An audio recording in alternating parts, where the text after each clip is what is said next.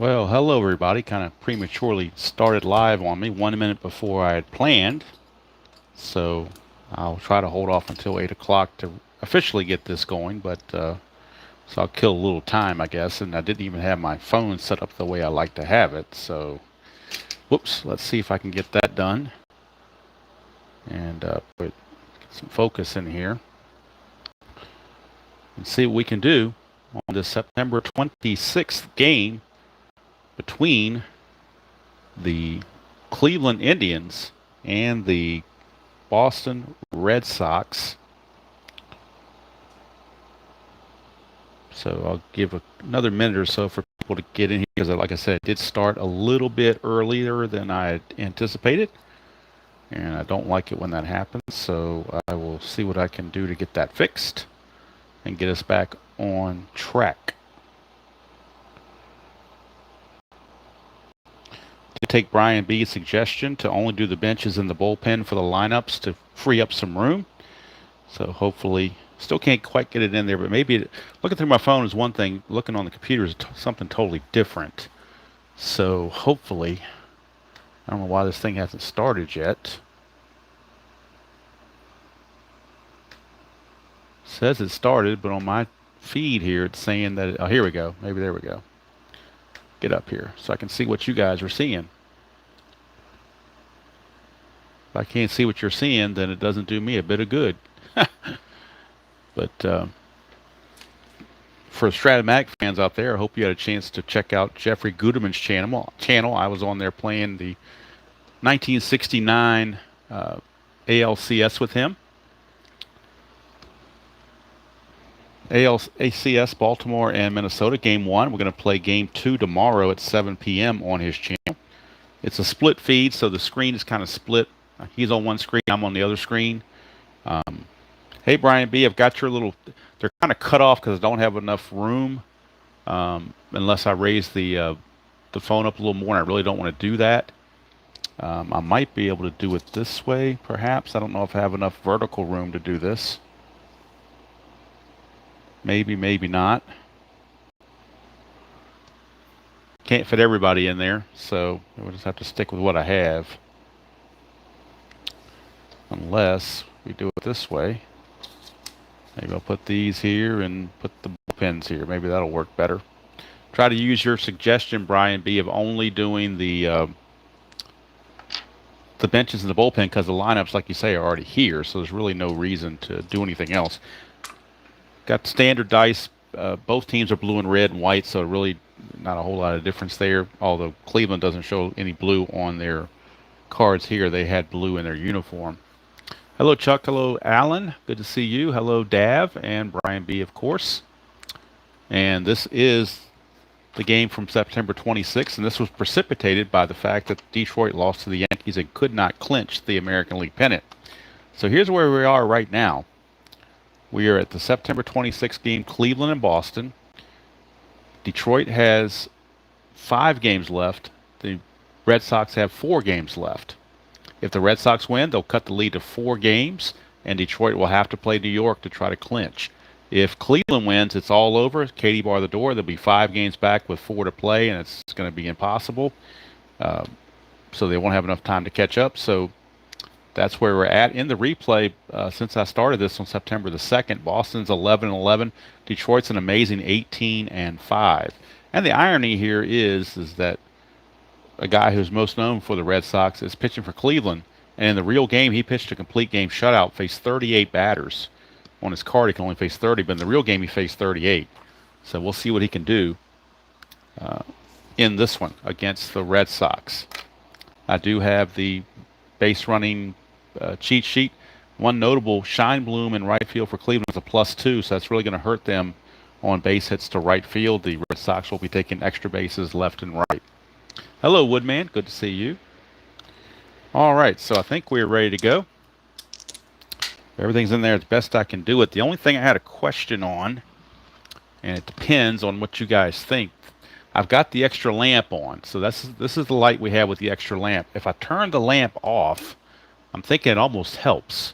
So I'm going to turn the lamp off, and you guys tell me if it looks better or worse. Or would you rather have the lamp back on? I'm good either way. Hey John, how you doing? Good inside pitch, wonderful game. So if you like it better without the lamp, because somebody told me, I think it was Ben, said it gave like an orange tint to it with the light on. So by taking the light off, he seemed to like it better. If it's light enough for you, I'm going to go ahead and go with it. I mean, I can see perfectly fine where I am. I just don't know how it's looking on you guys. Better off. Okay, that's what we will say. Better off. Light off looks better to you. Thank you, Mr. Tower. Good to see you. Hope you are doing well. All right, so Louis Tiant, but he's not for the Red Sox. He's for the Cleveland Indians. He will be on the mound. And Gary Bell will be on the mound for the Red Sox. Red Sox have to win or go home. If they win, they will force the Tigers to have to play the Yankees in New York to clinch the pennant. If the Red Sox lose, the pennant is all over. So Gary Bell finishing up the warm-up tosses, and he'll be facing Vic Davalillo, center fielder for the Indians. That's a pretty good house rule, Brian. Like I said, he can face 30 batters, but I looked up the real box score, and he faced 38, pitched a complete game. So, I guess it depends on how he's doing in the game. Oddly enough as well, Gary Bell only went 4 innings in this real game, and then he pitched 2 innings of relief the next day. So it's kind of weird how he would pitch 4 innings in one game, and then come back and pitch 2 innings of relief the next day. I guess when you're in the pennant chase, you throw caution to the wind. I don't know. Here we go. Gary Bell to Davalillo. 6-1, that is a blind to a lefty. So they're going to let Davalillo swing. And that is a 3-4, and that's a star 1, which is a fly to left field, 1 away. Davalillo hits it to Yaz, and there's 1 away. Here's Chuck Hinton. There he is, RJL. Good to see you. We just got started. You didn't miss anything. You missed a fly ball to the left. It might be the only thing you might have missed is a fly ball to the left. But RJL, you will be happy. I did take the time to do the base running helper. So there you go. All right, here is Bell to Hinton. 2-5, possible error on the ground ball. Go to Hinton. 5-3, that's a fly to center. 2 down. So Gary Bell gets the first 2 outs, and it's a must-win or go home for the Red Sox. Well, they're already home because they're at home, but, I mean, pack up your bags if you don't do anything in this game. Bell to Alvis. 1-1 is the ballpark card. Going to Fenway, and there's lots of home runs on Fenway's card. Alvis has a 12 if he finds one of those. 5-1. He finds a blank. That's a rare play. How about that? Starting early with a rare play. Bases are empty on the rare play. So bases are empty. We'll see what kind of thing we get here. And 11, boy. Hitter fouls one off his foot. Check for injury. All right, so we do allow injuries just for the game, not for the whole series, just for the game because it's as played. But Alvis has a chance to be injured. His injury rating is a 0. Now, according to this, he had a lot of games. So if he rolls a 1, 2, or 3, he will be able to stay in the game. If he rolls a 4, 5, he is out. If he rolls a 6, we re-roll on number 1. That's a 3. He's going to stay in the game, so he will fight off that foul ball, and they spray that cold stuff on his ankle, and he keeps going.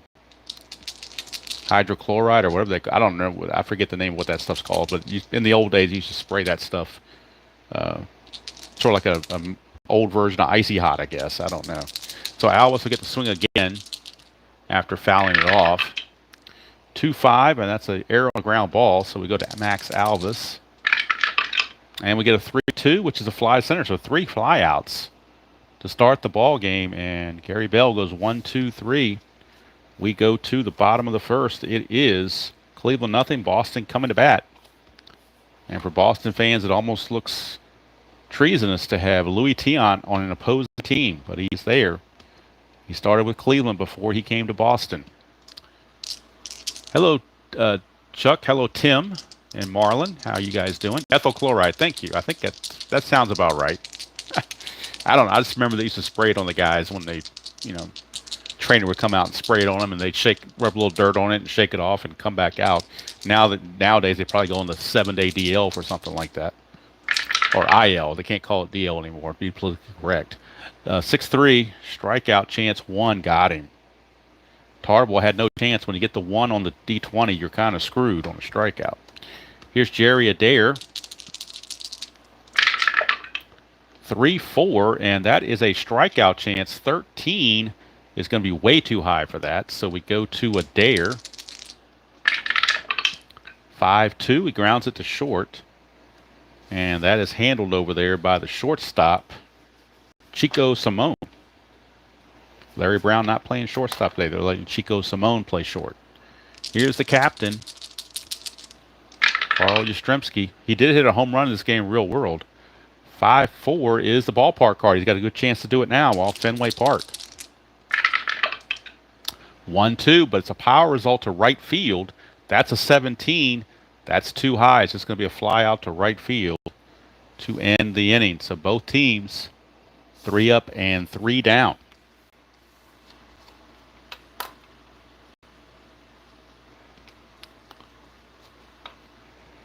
Okay, Gary Bell back out. And he'll be facing Tony Horton. Bell 4-5. That's a home run question mark. 1-7, but it fails, so no home run. Go to Horton. 5-2, star 2, fly to center. So another fly out. Look at that. 4 flyouts to start the game. Here's Chico Simone, shortstop. 3-1, strikeout 11 is too high. We go to Simone. 2-4, lines it right to the shortstop, Petrocelli, 2 down. And that brings up Rich Scheinblum and +2 arm in right field. 6-5, and he's a switch hitter, so that's going to be a blank. Go to Scheinblum. 6-1, power result to right field. It goes to 10. That's an 8. It'll be a triple for Richie Scheinblum. A triple for Richie Scheinblum. And if I'm allowed to do a quick inside pitch rant about cookie cutter cards, I was looking because I have the 1990 set in PDF, and I looked, and for the Dodgers, Lenny Hare, I think is it Lenny? No, it's Cal Daniels, I think it is. Cal Daniels. I'm going to look this up real quick because this is, instead of them messing around with version 4.37 or whatnot, I'd like to see them just work on the current stuff to make it better. But that's just my rant. It's his company. He can do what he wants, obviously.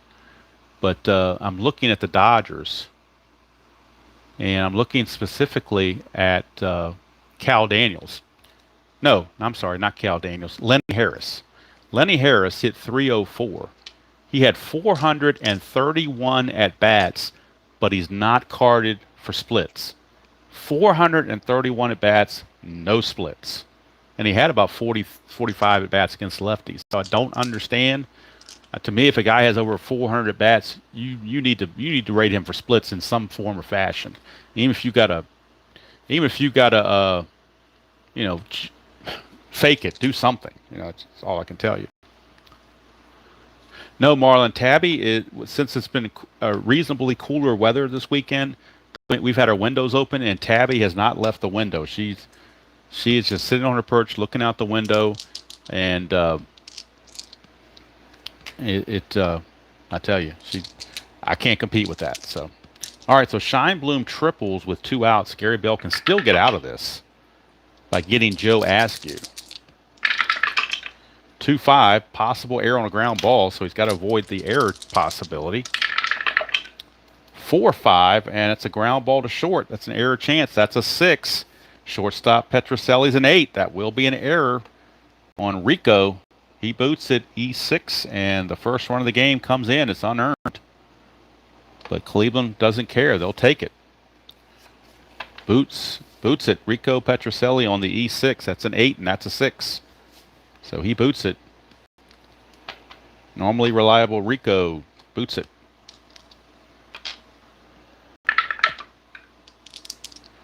All right, here comes Pedro Gonzalez. 1-6 is a blank. And Gonzalez, 4-2, fly to left. Inning's over. 1 run is in. I don't think it's really a rant on my part. It's just an observation and a hopeful improvement that I would like to see. Particularly for a guy like that. I mean, there's another guy on that same set. I think he's a switch hitter. and he had like 130 total at bats, but he's rated for splits. And when you look at his average, he hit 215 against one way and 217 against the other way. I don't need a split for that. I mean, he's identical. But if you look at Lenny Harris, it's a significant difference between his lefty and versus righty in his performance. So just saying, like I said, I don't own the game. I don't create a game. So maybe I have no room to, to be critical. But just to me, I would like to see a player represented as he should be represented in real life, so he will perform as he did in real life. But anyway, that's just me. That's a horse that I beat a long time ago, and it finally came back to life, and now I think he's got a little bit more life on him. So I don't know, but to me, I'm sticking with version 3. I'm not messing with version 4 of anything until I see it completely out and all the updates are done and it's been tested and ran through the ringer and all that good stuff. So, all right, here is the boomer, George Scott. George Scott against Louis Tiant. 2-5. Pitcher result. 1-7 is a single. That's a 3, so it's a base hit for George Scott, the boomer. His attempt is a 1 to get the lead, and he cannot do it. Reggie Smith certainly is not thinking about punting. Yeah, Brian, we know about that too. That's kind of been a theme as well. All right, 4-6, but as RJL said, you don't let the rating change it. 4-6 is a walk chance. 19 is too high. Go to Reggie. 3-4, that's a single past second base. Scott runs at a 3 to get from first to third. All you need is a 3, so Scott will take third base. Runners at the corners with nobody out, and here come the Red Sox. Reggie Smith, 20. So 1's a balk, 2-4 is a pickoff, and 5-7 is a pickoff error. And I guess when there's multiple guys on, I guess you get to choose who you're going to go after. I don't know if we're going to say that it makes more sense to throw it for Reggie Smith or whether we're going to say the catcher throws it to third. I don't know. What do you guys do like that? When there's a possible pickoff, if there is a pickoff chance, who do you pick off? Is it manager choice or is it more sense to go to first? I don't know. So anyway, 1's a balk, 2-4. Whoever has an open base. All right, the open base is in front of, well, actually home plate's open too, if you think about it. So they both have open bases. That's what I would say, Tim. I would think the pickoff would be on Reggie Smith. If we don't roll the 2 through 7, it doesn't matter anyway. We roll 13, so the point is moot. So we're going to stand pat, and here's Dalton Jones. Infield looking for the double play to try to get 2 outs to trade for a run. 2-6 is a strikeout chance, 20, way too high. Go to Dalton Jones. 6-2, single to center. So how about that? Base hit. That will tie the game. George Scott comes to score. First time we get to use our cheat sheet for Cleveland. Single to center, go from first to third. You lose 1. So Reggie Smith drops to a 3. So 1-3, and Reggie Smith makes it. He does not. He's got a hold at second base. So runners at first and second, nobody out still. And Rico Petrocelli looking to make up for his error. Nothing on the strategy roll. Tiant, 3-3, and that is a possible walk to a lefty, but Rico's a righty, so it's a blank. Go to Rico. 6-2, power result to right field. It goes to 12. That's an 18, though. Would have been a homer versus a lefty, but instead it's a fly ball to right field for the first out. And now, can he move up to second base? Reggie's a 4. He will lose 1 going to from second to third. Makes him a 3, but Scheinblum's a +2, so that makes him a 5. Anything other than a 6, he'll make it. And he does. So Reggie Smith will take third. He will tag and take third. So runners are at the corners with 1 out. And Elston Howard, the batter. Nothing on the strategy. Elston Howard, a great double play candidate with a 5 there, so they will play back for the double play. Tiant, 3-2 is a strikeout, 11. He struck him out. Stadium doesn't change it, so that's out number 2. Elston Howard in his Yankee garb. So now Tiant will face Gary Bell with 2 outs, trying to get out of it with just the 1 run and keep the game tied. Tiant 2-1, strikeout plus, got him. So Tiant pitches around the mess, giving up the 3 hits. So it's a run on 3 hits, no errors, and 2 left. And at the end of 2, we are tied at a run apiece.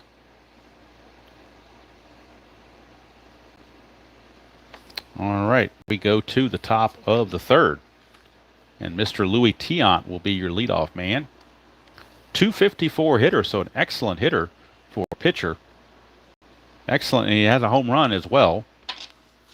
So not an automatic out by any means. Bell, 1-6 as a blank. Tiant, 6-4, grounds it to short. This time Rico will field it cleanly for out number 1. And back to the top of the order in Davalillo. Flew to left his first chance. Bell, 5-6, strikeout, 18, way too high. Davalillo, 2-5, fly to center. 2 down.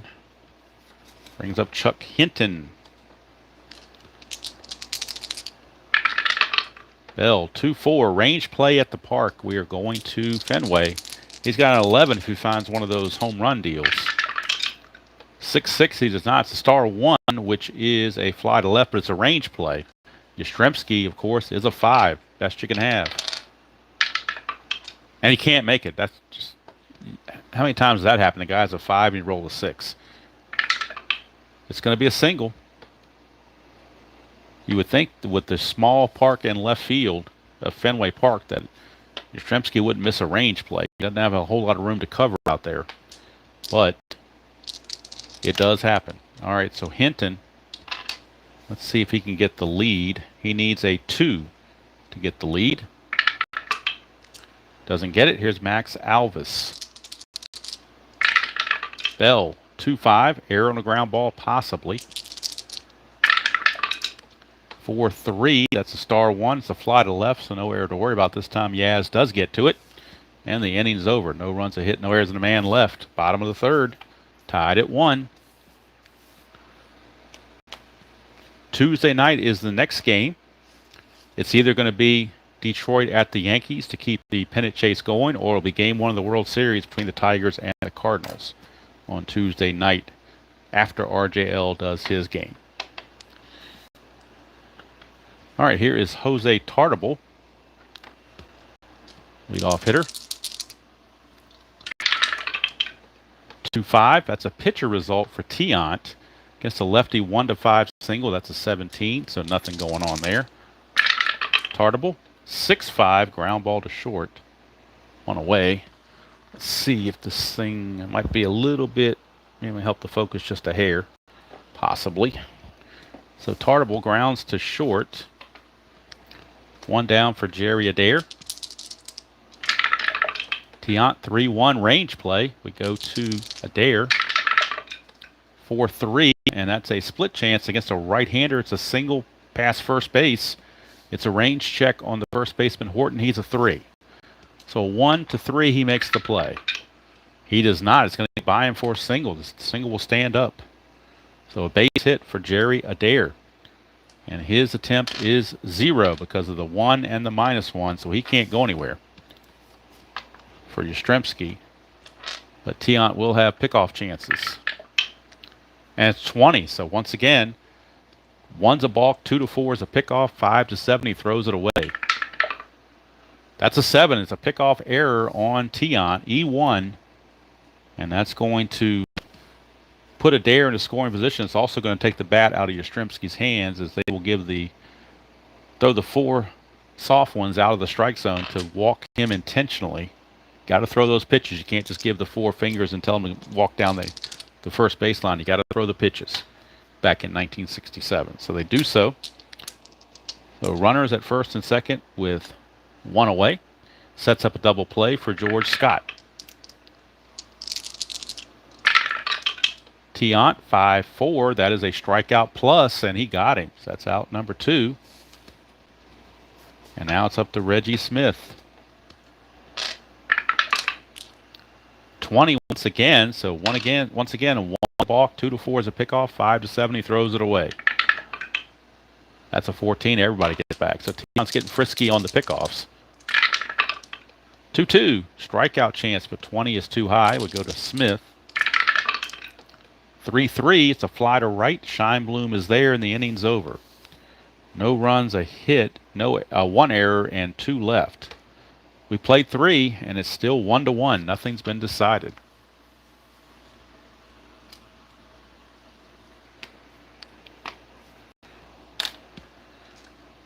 Yeah, I'm upstairs, Brian, and I have the, I think it was a suggestion from RJL, actually, where I have like a booster of some kind. It's the internet, I forget what you call it, but it's something you plug into the wall that boosts the signal from the Wi-Fi downstairs to the upstairs. I don't know what the official word is. I call it a booster, but I don't know. I'm sure it has an official name for it, but I can't think of it off the top of my head. But it's some kind of thing that boosts the signal so I can get better streaming. So, anyway. All right, here is Tony Horton. See if he can hear a hoot. Bell, 5-4. Walk chance, 14. Too much. Go to Horton. 6-2. Star 6 is a fly to right. And Tartable is there. 1 away. Chico Simone. Wi-Fi extender. That's a good enough name. I'll go with that. Gary Bell, 1-4. Ball 1 on a wild pitch. 4-2, and I believe RJL said in version 4, when you get a wild pitch, you go straight to the batter's card. You don't re-roll in the pitcher card, but I'm still playing version 3, so we're re-rolling on the pitcher card. 4-2 is a single, but he's not tired, so we go to Simone. 1-3, line drive to shortstop. That's the second time he's lined to short. Twice in a row he has lined to shortstop. 2 down for Scheinblum. 3-1 is a strikeout, 12 too high. That's 4-1. Single to left field by Scheinblum. He's 2 for 2. How about that? If RJL is king, then he should have ID to be his jester, his court jester. All right, here is Scheinblum at first base. Attempt of 2. That's a 1. He gets the chance to get a steal, but he has no stolen base chances, so obviously he's going to stay put. And here is Joe Askew. 6-1. Automatic out on a star line, and the star line will be a ground ball to third. Ends the inning. No runs, a hit, no errors, and a man left. Bottom of the 4th. Still tied at 1. Tiant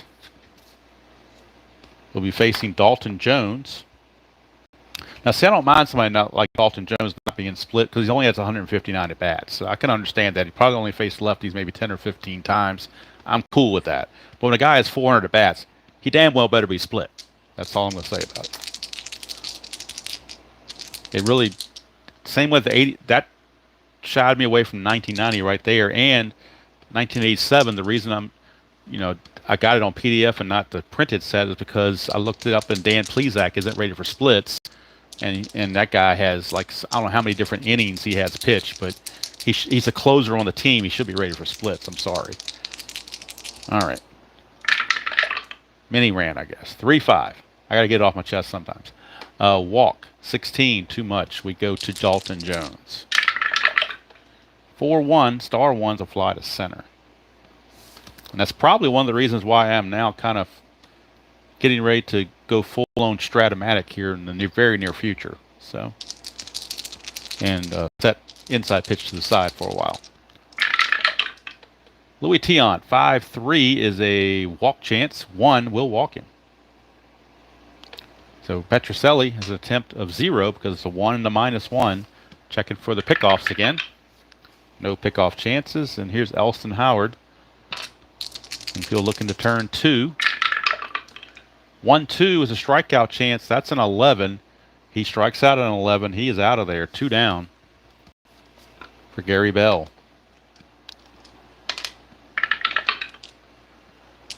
Bell, 162 hitter, struck out his first chance. 3-1's a range play. With 2 outs, the infield is back. 3-5. That's a star 2. Fly ball to right field. That's Shine Bloom. He is a 3. Needs a 3 or less to catch this, and he does. So Shine Bloom makes the play to end the inning. No runs, no hits, no errors. The man left. We go to the 5th, 1-1. Hey Jimmy, how you doing? Yeah, Marlon, I wish I would have the guts to say what I really want to say, but I'll keep it clean. All right, so Gary Bell facing Pedro Gonzalez. Start off the top of the 5th. I mean, I love the game itself, inside pitch. There's just a couple of little idiosyncrasies with the splits and the cards that where each player doesn't get a traded version of their own card. That's the only two things that irritate me about the game. Everything else, I love it. Otherwise, I love it. All right, here's Bell. 4-3, strikeout chance 9, got him. But those things are enough to make me go play Strat. So, all right, here's Louis Tiant. 1-3, strikeout 19, too high. We go to Tiant. But like I say, play the game you like to play. 5-5, fly to center. If you like to play inside pitch, I ain't mad at you. If you like to play payoff pitch, I'm not mad at you. I'm not even mad if you like to play APA. I might think you need some, help or something, but if you want to play APA, you go right ahead and play APA. 4-5, home run question mark. Lefties, 11 fails. Go to Davalillo. 5-1, power result up to 13. That's a 3. It's a single for Vic Davalillo. A 2-out single for Vic Davalillo. Hey, Jeremy, how you doing? Tascuni, how are you? Haven't seen you in a while, Tascuni. Yeah, I like replay. I certainly did replay there for a while. I did payoff pitch for a while. All those are wonderful games. They all have their... I get in little moods, Sometimes I get in the mood for one game and a mood for another game and whatnot. So, but to me, payoff pitch and replay are games I pull out to play like one-offs and whatnot. But if I'm going to do a replay, like a full season replay or some kind of serious replay, it's either going to be Strat or inside pitch. All right, so Davalillo needs a 3 to get the lead. Can't do it. So he will step aside and Chuck Hinton, your batter. 2-2, strikeout plus, got him. Ends the inning. No runs, a hit, no errors, and 1 left. We go to the bottom of the 5th, still tied at 1. Nip and tuck here at Fenway. You would think there'd be more scoring with Fenway Park's advantageous batting, to the batters, but pitchers are having something to say about it, I guess. All right. Hey, Doug, I tried pocket pin and run, just wasn't my thing, but hey, if you like it, go for it. One game that does intrigue me, but I never really got a chance to get into it too much, was season tickets. So I might be looking, to get into that. I mean, I kind of like Fall Classic a little bit, but to me, it's too much like APA. I mean, it's okay, but it's not something I really want to delve into. I get APA vibes, and that's not a good thing. I don't like APA vibes. All right, here's Tartable. 2-6, strikeout chance 6, got him. Tartable is out on strikes. But if you like APA, like I say, play the game you want to play the way you want to play it. If it's your cup of tea, you drink it. I spit it out, but you drink it.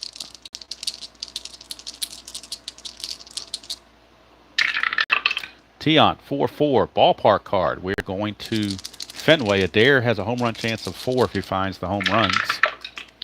3-4, he does not. He finds a pop-up to the catcher Askew for out number 2. All right, here is Yastrzemski. 2-3, and that is a possible error on a ground ball. I even like the computer games like Action PC. I'll pull that out once in a while and play it. So 3-4, and that is a star 5, which is a ground. I'm sorry, that's a fly ball to left, so there's no error to worry about. And that's going to end the inning. Nothing doing for the Sox. We go to 6. It's still 1-1.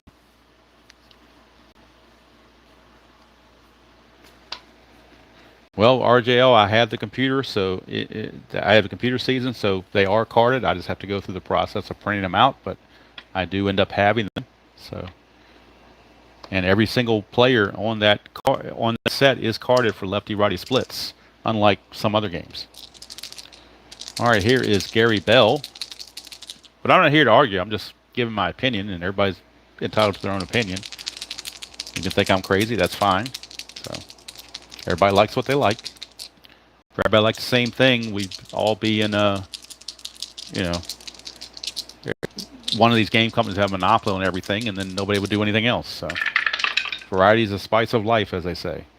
4-3 strikeout chance of Alvis, and he got him. One away for Tony Horton.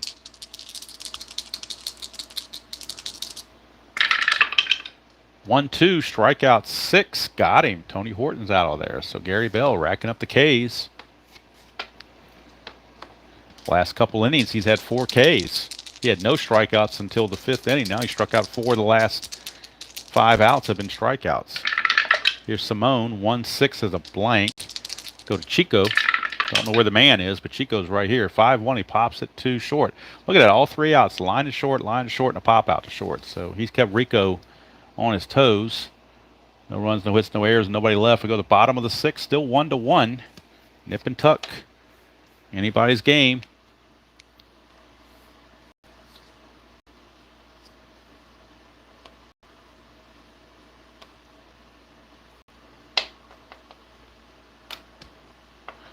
Yeah, Dab, I mean, that's the whole point. I mean, all these new games are coming out, and a lot of times I don't know about them until I see somebody play them on YouTube, and it intrigues me, and then I'll go check it out. So some of them I like, and some of them I don't like, but I like to check them out. I won't know if I like them or don't like them until I play them. I'm going to give them a chance.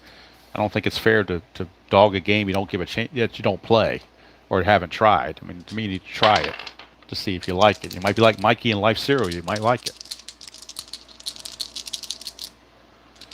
Oh, Chuck, was it the Florida team? Did they win?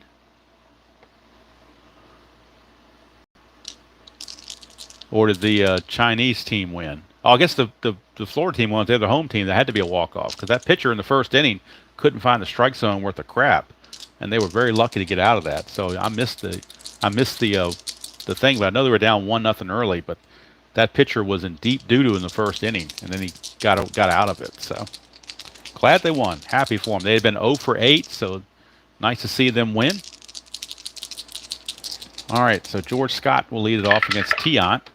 4-6, and that's a walk chance. 17 too much. We go to Tiant. Or we go to Scott, rather. 4-3, and that's a single pass short for George the Boomer Scott. He's 2 for 3. Scott's attempt is a 1. Can't do anything. That'll bring up Reggie Smith.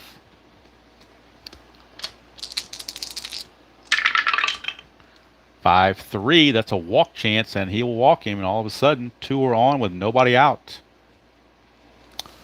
But they had the bases loaded, and only got 1 run scored with bases loaded, nobody out, so nothing's guaranteed. Here's Dalton Jones.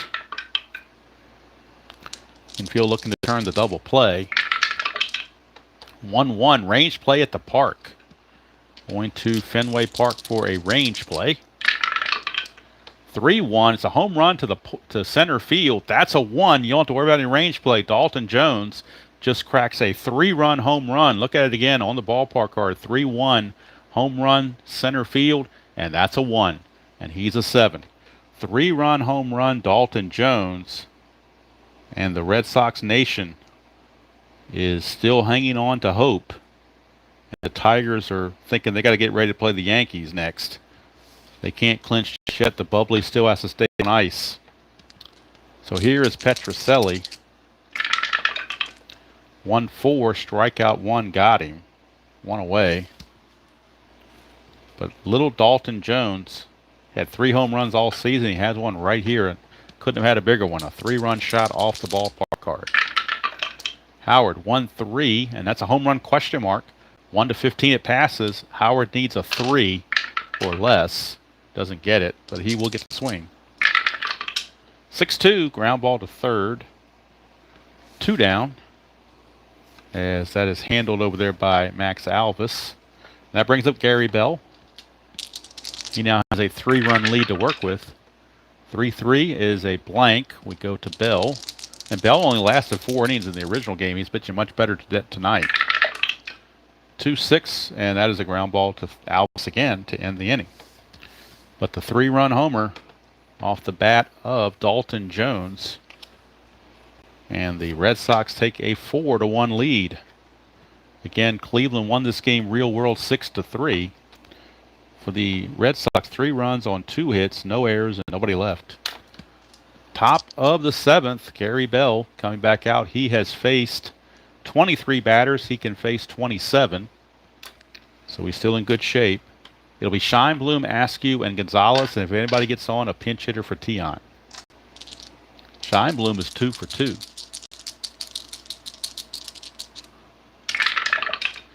3-3, and that's a walk chance. 16 too high would go to Scheinblum. 2-6, grounder to short. Petrocelli is there again. 1 away for Joe Askew. And since we're in the 7th inning, we can now do free substitutions if I feel like it's necessary. 2-6, and that's a blank to a righty. Go to Askew. 5-6, and that's a star 4, which is a ground ball to third. Dalton Jones is there. 2 down for Pedro Gonzalez. He's a .228 hitter. But with 2 outs in the bases, well, maybe they're going to try to bring somebody in and hit a home run. So they will pinch hit for Gonzalez. They will pinch hit for him, and let's see who they're going to use. One of their lefties off the bench that can go deep. Who's got the power? Looks like Leon Wagner will pinch hit. He's got a 14 in his power rating. So Leon Wagner will pinch hit for Gonzalez. And if he reaches, we'll have a pinch hitter for Tiant as well. So Leon Wagner will be up as a pinch hitter facing Gary Bell. This is batter 26 for Gary Bell. 4-6, strikeout 7, got him. So Leon Wagner fails in the pinch. It's another 1-2-3 inning for Gary Bell. We go to the 7th inning stretch. It's still 4-1. Now, do they let Tiant continue, or do they go to the bullpen? I think they went to the bullpen for a left-hander, but there won't be a double switch because the left-hander is only going to pitch 1 inning anyway, and that's going to be Mr. Allen, Mr. Bob Allen. He can only face 5 batters, so he's there just to pitch the 7th inning, and that's it. So Bob Allen, no double switch, because they'll pinch it for Allen in the top of the 8th. But right now, he's coming on to face lefty Tartable, Adair, and lefty Yastrzemski. So for the Red Sox, they have Tartable out there ready to go.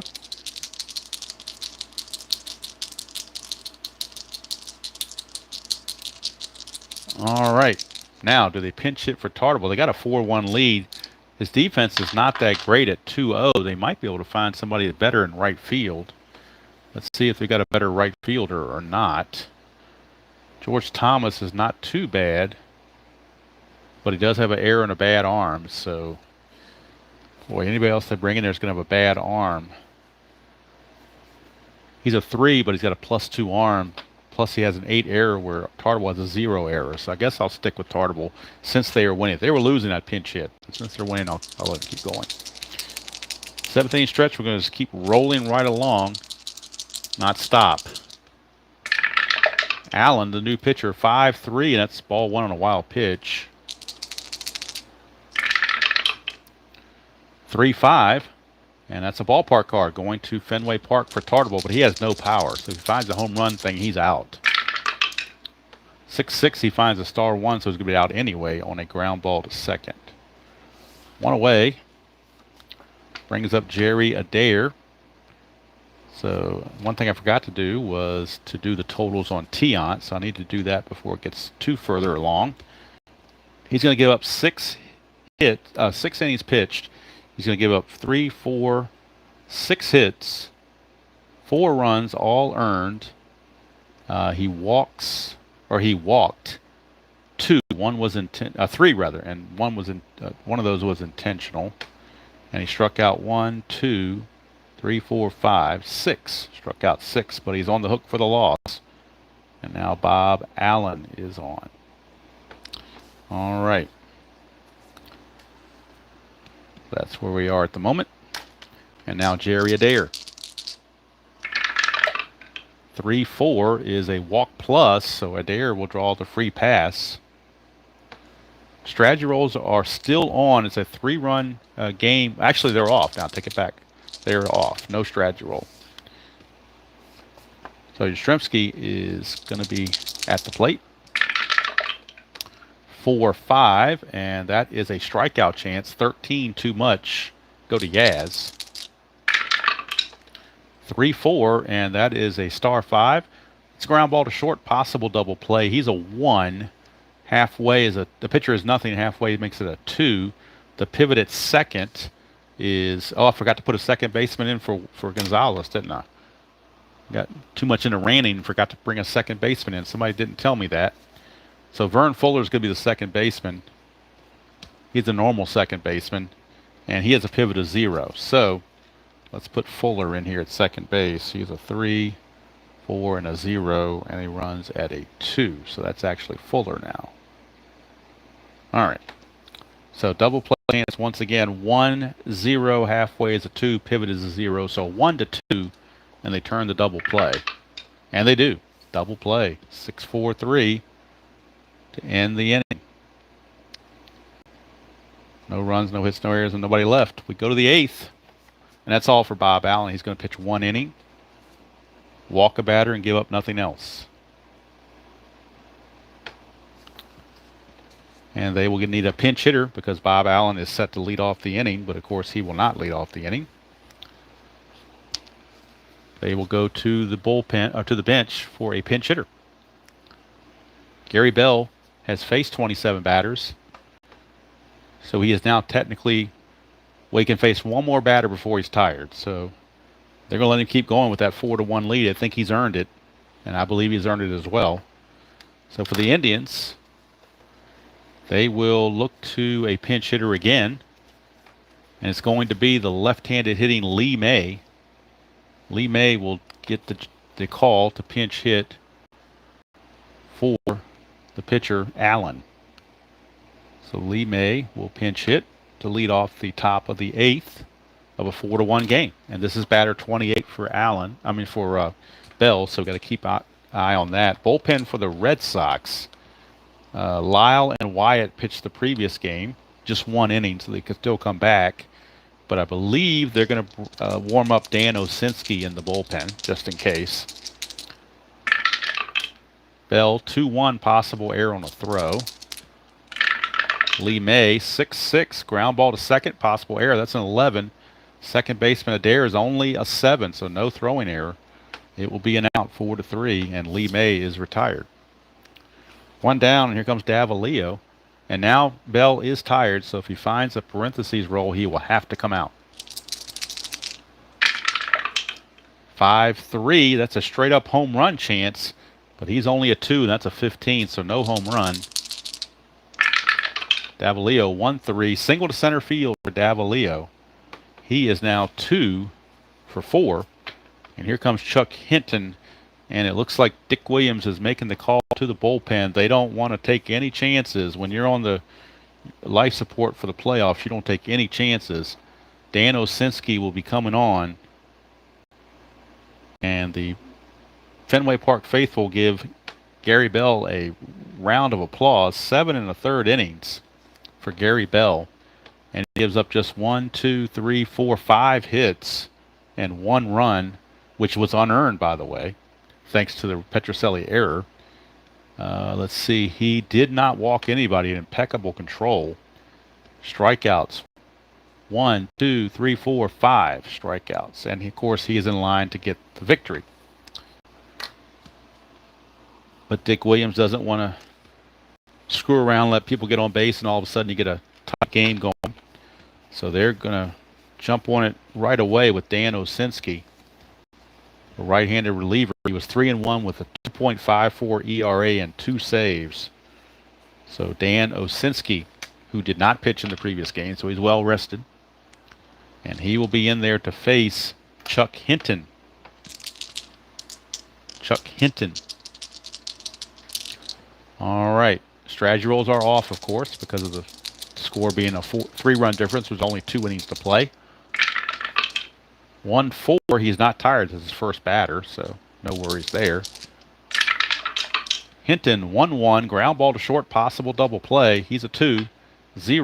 Halfway's a 3. The pivot Adair is a 0. 1-3, and they turn the double play. And how about that? Dan Osinski throws 1 pitch, and they turn a 6-4-3 double play. Now, how is that for brilliant bullpen management right there, bringing in Dan Osinski to induce the double play? You don't see stuff like that on that other channel, that's for sure.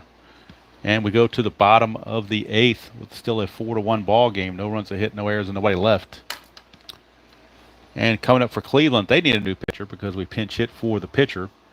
So Cleveland will need somebody, and it's going to be righty, switch, and left, so they can pretty much do what they want. They will go with... Well, who do they go with? They're going to go with Steve Bailey, right-hander. So Steve Bailey will get the call in a 4-1 game. And Bailey will be facing Scott, Smith, and Jones. Scott, Smith, and Jones. Red Sox hold on a win. They'll cut the lead to 4 games and still have an outside chance to tie for the pennant. But a lot of things have to go right. All right, here's Bailey to Scott.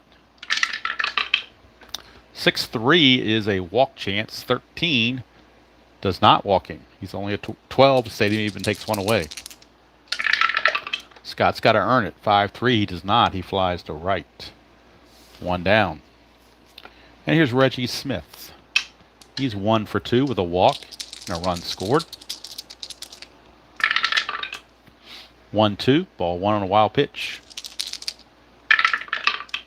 2-5, blank. We go to Reggie.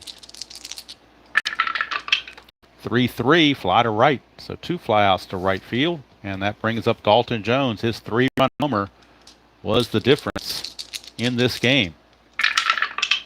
1-1, strikeout 15, not going to do it. Jones, 2-5, he grounds it back to the pitcher to end the inning.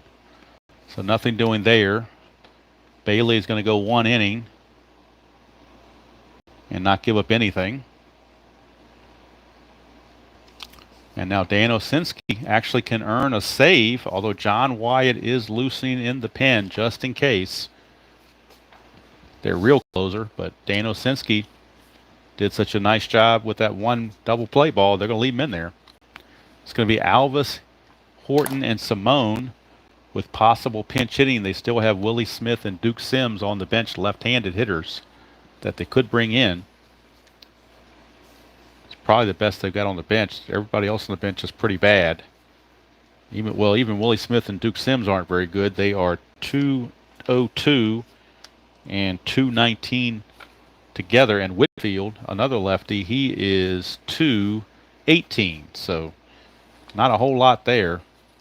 Alvis is 256. Horton is 284. And they'll pinch hit for Simone for sure. He's only 227. But right now they're going to let Max Alvis have a go at it, even though he is 0 for 3. That is correct, Brian B. That is correct. No 3-inning rule here. No ghost runners here.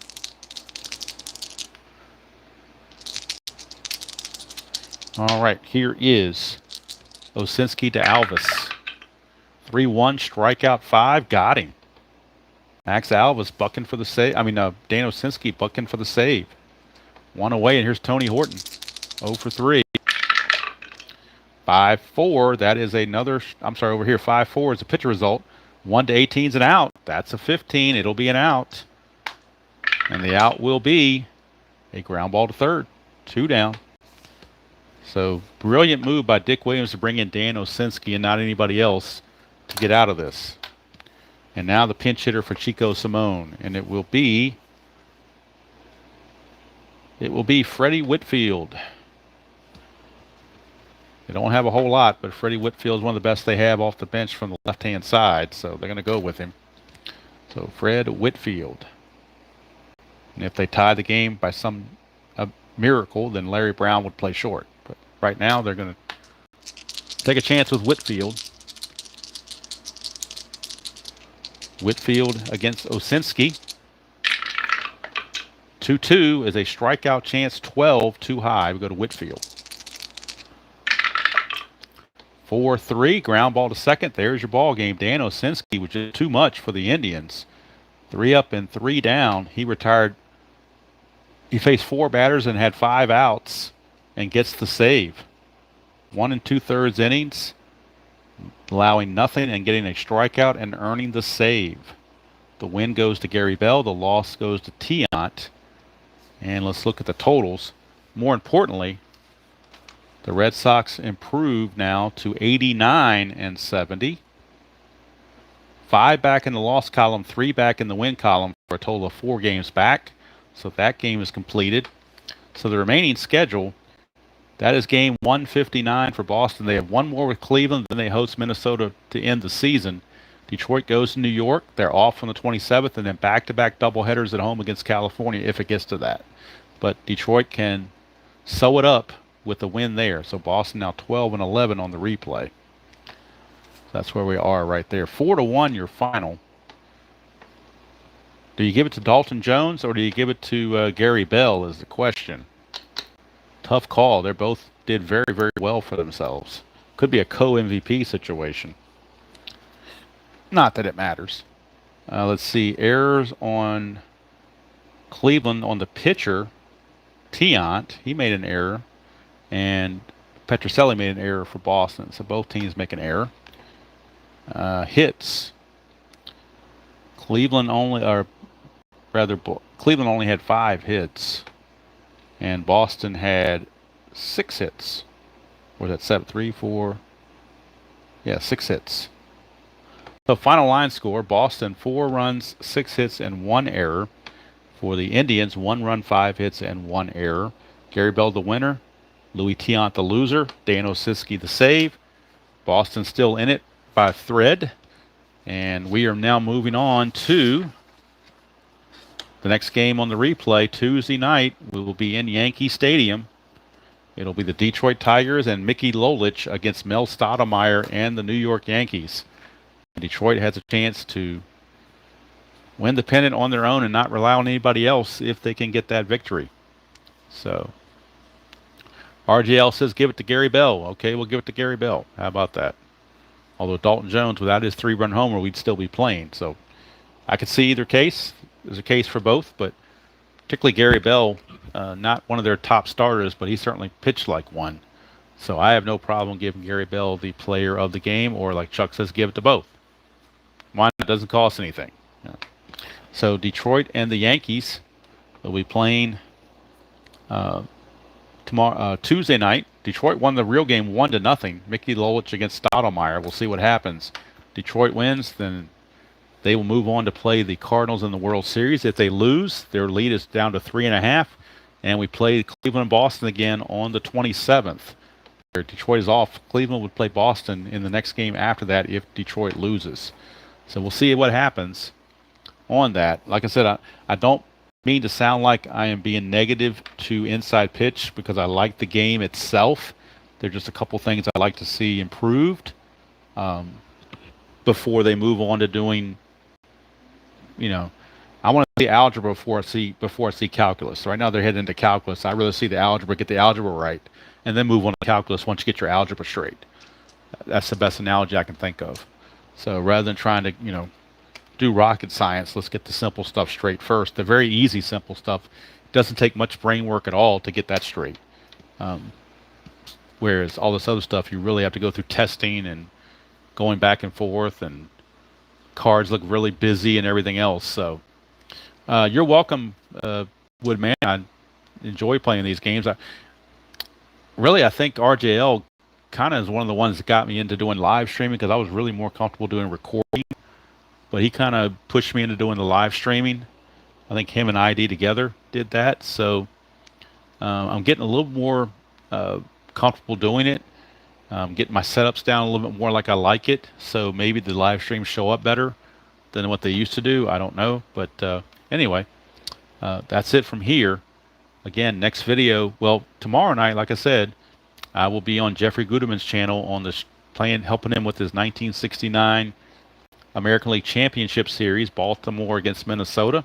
We played game one this morning, which I won with a shutout performance from complete game performance from Mike Cuellar, and beat Jim Perry and the Twins. I believe it was 4-0 if I'm not mistaken. And I'm going to have Dave McNally going for me,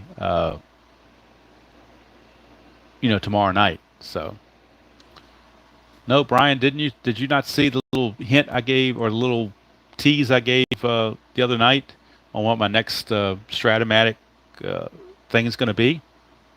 Did you not catch that? I thought you did. I thought you were there. Maybe you had left already. I don't know. But anyway, I'll do a whole video on that before it even starts, and that won't start until this inside pitch thing is actually just going to start on Labor Day weekend. So it'll be next weekend when I start it. But and we should be well into the. Well, hoping we're in the World Series on this inside pitch by then. I'm hoping the Red Sox and the Tigers still aren't battling it out on Labor Day weekend, because you would think the Tigers would go ahead and finish this thing off. But it can be funny. The dice can be funny. Anything can happen at any time. So don't forget to check out RJL tomorrow night, his 1969 replay. Let's see here, 1969 replay. Who is this game? It is, let me find it here. Where'd it go? Oh, there it is. Mets and Dodgers at Dodger Stadium. Jerry Koosman and Jim Bunning. You know, if the Mets are playing, there's room for rigging. Not just on the ticker, but on the board as well. So, 1987, Brian. 1987, American League only. Every game. Every game, cards and dice, Stratomatic, no simming. Every game. Opening day games will all be on video. And then I'll pick one game a day to play on video. The other games I'll play offline, but I'll have the score sheets completed and those games completed before I move on to the video for that day. So, RJL, you'd have to ask Brian about the rigging. He's the one that seems to be a rigging expert. So I don't know. Maybe it's just when the Reds are involved. I don't know. Yeah, definitely a huge project. Jeffrey Guterman kind of inspired me on that. He's doing the, of course, he's playing every game for both leagues, but he's retired. I'm not retired. I'm still working. So I don't have time to do that. But the reason I picked the American League only is because I've already done the 87 Braves in History Maker. So I played that season out on History Maker with the Braves against all the other National League teams. So I really don't want to play those teams again. I know it's DH, and I'm not a DH fan, but I had to do something, and 87 is one of my favorite seasons, and I had needed an excuse to play the 87 set that I had. So, and I've already gone in and printed, a lot of the players that aren't carded from the set off the computer, so I've got them printed out and ready to go. I've got a lot of things already sorted out and score sheets printed out and all that stuff. So opening day will be Cleveland at Toronto, because that was the actual chronological first game in the American League. Cleveland at Toronto at Exhibition Stadium. And then, of course, I'll play all the games on video. That'll be live. The other games will be recorded on opening day. The other games from opening day, April 6th and April 7th, both of those opening days, will be recorded. And then I'll pick a game starting April 8th. I'll pick one game from April 8th, what I think is the best pitching matchup, play that on video. The other games I'm going to play offline. So, but I will have score sheets from the games that day, so you'll be able to see what's happening and keep up with the standings. And of course, I've got the Strat computer, so I've already got a couple of 3-ring binders ready to go to store a lot of those sheets, because I'm using this kind of score sheet for that replay. So I have the line, so it saves me time printing out the lineups, but it's a lot of pages. But I am doing front and back, so that helps some too. But yeah, Tom Candiotti against Jimmy Key, I think, is the opening day matchup for the Cleveland-Toronto game. It may not be Jimmy Key. It might be Steve. I'm not sure. I'd have to look it up. I think Candiotti is the opener for Cleveland, but I'm not sure who is for Toronto. I'm thinking it would be Steve, but you never know. It could be somebody else. And, of course, the rest of the games I'll play on video as well. So, what is 007? I'm not sure what that means, Doug. 007.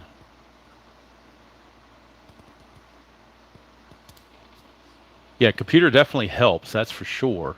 Um, but I'm using the computer to keep track of stats, and I'm having it up when I'm playing the game on cards and dice. I'm entering in the computer.